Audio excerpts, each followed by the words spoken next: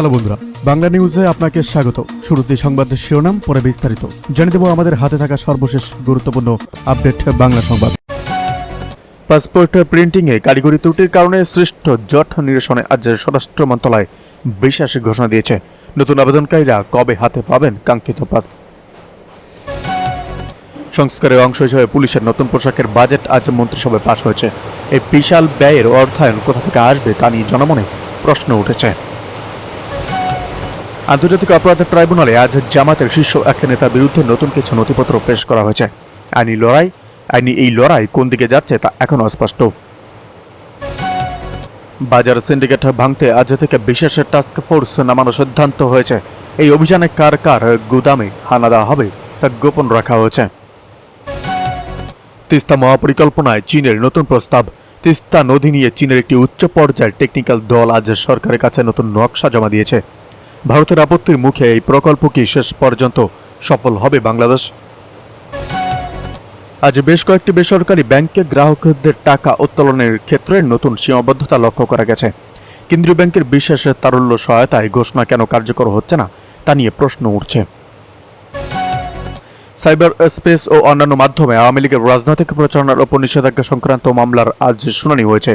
আদালতের পর্যবেক্ষণে দলের ভবিষ্যৎ নিয়ে কি বলা হয়েছে তা চমকে দেওয়ার মতো। হাইওয়ে পুলিশের নতুন বডি ক্যামেরা সিস্টেম। মহাসড়কে চাঁদাবাজি বন্ধ করতে হাইওয়ে পুলিশের পোশাকে আজ থেকে লাইভ স্ট্রিমিং ক্যামেরা যুক্ত করা হয়েছে। এই পদক্ষেপে কি আসলেও হয়রানি কমাতে পারবে? রেলওয়ে ও জ্বালানি খাতে বড় অঙ্কের ঋণ দেওয়ার ঘোষণা দিয়েছে ইআইবি। এই ঋণের সংবিধান সংশোধন ছাড়া কোনো বিকল্প নেই বললেন চিফ হুইপ। সংবিধান সংশোধনের কোনো বিকল্প নেই বলে মন্তব্য করেছেন সরকার দলীয় চিফ হুইপ নুরুল ইসলাম মনি।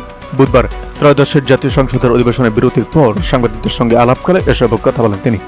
চিফ হুইপ বলেন, সংবিধান সংশোধন একটি প্রয়োজনীয় প্রক্রিয়া এবং এ বিষয়ে রাজনৈতিক ঐক্যমত্য গড়ে ওঠার চেষ্টা চলছে।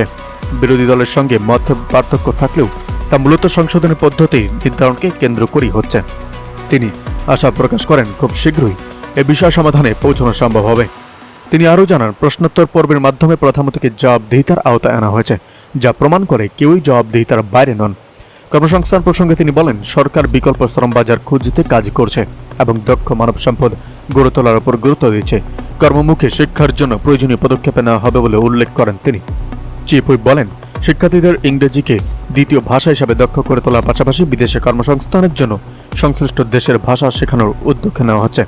এ বিষয়ে সংশ্লিষ্ট মন্ত্রণালয়কে নির্দেশনা দেওয়া হয়েছে।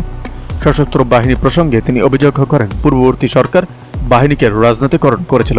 বর্তমান সরকার দায়িত্ব নেওয়ার পর এ বিষয়ে প্রয়োজনীয় পদক্ষেপ নিয়েছে বলে উল্লেখ। এদিকে পরিশ্রম ও সততা মানুষকে স্বপ্নের সমান উচ্চতায় নিয়ে যায় বললেন বাসসের চেয়ারম্যান। পরিশ্রম ও সততা মানুষকে তার স্বপ্নের সমান উচ্চতায় নিয়ে যায় বলে মন্তব্য করেছেন বাংলাদেশের সংবাদ সংস্থার চেয়ারম্যান আনোয়ার আলদিন। বুধবার মুন্সিগঞ্জের গাজারিয়ায় চলতি বছরের এসএসসি ও দাখিল পরীক্ষায় অংশগ্রহণকারী 4টি স্কুল ও মাদ্রাসার শিক্ষার্থীদের এক বিদায় সম্বর্ধনা অনুষ্ঠানে প্রধান অতিথির বক্তব্যে তিনি মন্তব্য করেন, রেনেসা ইন্টারন্যাশনাল ফাউন্ডেশনের উদ্যোগে গাজারিয়া পাইলট বালিকা উচ্চ বিদ্যালয় মাঠে এই অনুষ্ঠানের আয়োজন করা হয়। রেনেসা ইন্টারন্যাশনাল ফাউন্ডেশনের চেয়ারম্যান ডক্টর মোহাম্মদ আতাউর রহমানের সভাপতিত্বে বিশেষ অতিথি ছিলেন ব্যারিস্টার বোলায়েত হোসেন, গাজারিয়া থানার অফিসার ইনচার্জ হাসান আলী এবং নোয়াখালী জেলা যুবদলের সভাপতি মঞ্জুরুল ইসলাম সুমন। শিক্ষার্থীদের উদ্দেশ্যে বাসসের চেয়ারম্যান বলেন, তোমরা দেশের আগামীর স্বপ্ন সারথী। স্বপ্নই মানুষকে সামনে এগিয়ে যাওয়ার প্রেরণা যোগায় এবং বড় হওয়ার সাহস দেয়। যার স্বপ্ন যত বড় সে তত বড় মানুষ। একজন মানুষ তার স্বপ্নের সমান বড়। শুধু স্বপ্ন দেখলেই হবে না, সেই স্বপ্নকে বাস্তবে রূপ দেওয়ার জন্য একাগ্রতা, অব্যাহত প্রচেষ্টা, শৃঙ্খলা ও দৃঢ় মানসিকতা প্রয়োজন। তিনি বলেন, এখনই তোমাদের স্বপ্ন সফল করতে মনোযোগ দিয়ে পড়াশোনা করে নিজেদের যোগ্য নাগরিক হিসাবে গড়ে তুলতে হবে। সততা, শৃঙ্খলা ও পরিশ্রমই তোমাদের সফলতার মূল চাবিকাঠি। এদিকে ভোজ্য তেলের দাম আপাতত বাড়ছে না বলেন বাণিজ্য মন্ত্রী। দেশে আপাতত ভোজ্য তেলের দাম বাড়ছে না বলে জানিয়েছেন বাণিজ্য মন্ত্রী খন্দকার আব্দুল মুকাদ্দির।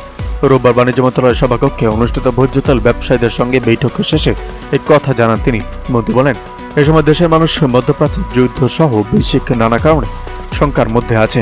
আমাদের প্রথম অগ্রাধিকার হচ্ছে এর মধ্যে যেন কোনো পণ্যর দাম না বাড়ে, সেটিকে লক্ষ্য হিসেবে নিয়ে আমরা পদক্ষেপ নেব।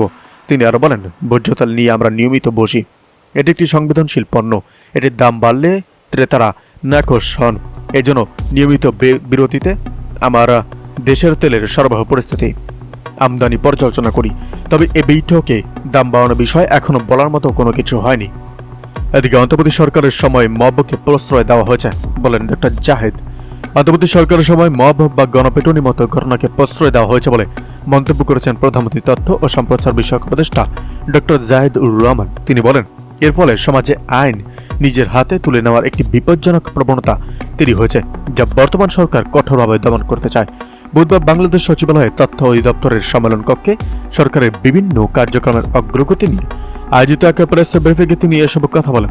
ডক্টর জাহিদুর রহমান বলেন, কোনো অবস্থাতেই গণপিটুনি বা মব জাস্টিস মেনে নেওয়া হবে না। অপরাধী যত বড়ই হোক না কেন শাস্তি দেওয়ার এখতিয়ার কেবল রাষ্ট্রের, কোনো ব্যক্তি বা গোষ্ঠীর নয়। আইন নিজের হাতে তুলে নেওয়া সমাজে অরাজকতা সৃষ্টি করে এবং এটি দণ্ডনীয় অপরাধ। তিনি আরও বলেন, অতীতে কিছু সময়ে এসব কর্মকাণ্ডকে প্রশ্রয় দেওয়ার কারণে সমাজে ভুল ধারণা জন্মেছে। অনেকে মনে করছেন ইতিমধ্যে কাউকে শাস্তি দেওয়া যায় বা ইচ্ছেমতো কাউকে শাস্তি দেওয়া যায়। এই প্রবণতা থেকে বেরিয়ে আসার উপর গুরুত্ব আরোপ করেন তিনি।